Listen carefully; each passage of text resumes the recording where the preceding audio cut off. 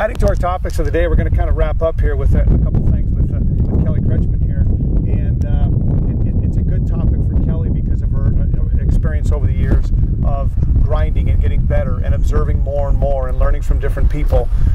In our crazy world today, the 15 and 16-year-old kids that are committing to wonderful universities have great opportunities in front of them, but they feel that they have trained and they have reached an elite level status only because they have committed.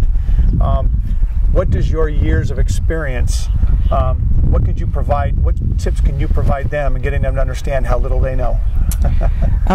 You know, you hear it all the time from a lot of us in the pro league, that we all wish that we could go back to college, and what we know now we wish we knew back then.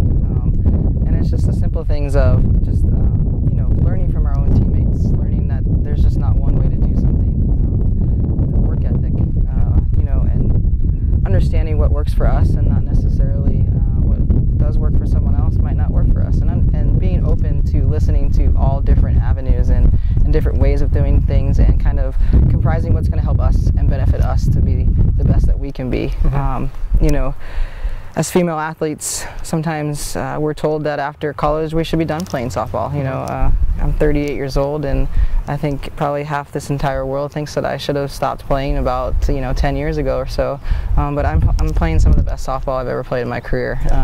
You know, the more knowledge I've gained from the different coaches I played for, the different teammates I've had, I've just used that and continue to grow my database, and kind of any little thing I can pick up that can help me the next day or the next year, I'm going to use. You know, and too many times we think that we know everything. As soon as you think you know everything, that's when the game is going to come up and bite you. So I can tell you from a coach, as being a coach, always open your eyes, open your ears, and listen to different things. But if you can real quickly touch on one area, once you commit, and I know this world is different now, but how much harder is it once you get there, once you get to that level, how much harder it is to compete and win and be successful? Well, I mean, if you've committed to a school, that doesn't mean that you're necessarily going to start just because you know they've offered you a scholarship, whatever that is. You know, there could be 6 other people you're committed with, or 2 other people that's committed with you in that same class. But what you have to understand is that there's been 18 to 20 other kids that have been there for either a year, 2, 3, or 4. You know, 3 years before you.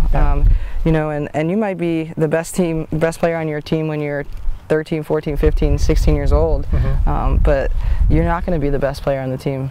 Especially now if you don't work hard, put in the time. Exactly. You know, and there's going to be those players that are going to understand that and going to work harder than you, and by the time that they get to college and you get to college, they're going to be better than you.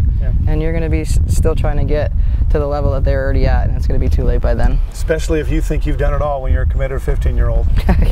Yeah. If I go back to when I was 15, I knew nothing, and I had no idea what it took to even step on the field with some of the players I played with in college. So I can't even imagine what it's like now. So that's good advice. Good advice from.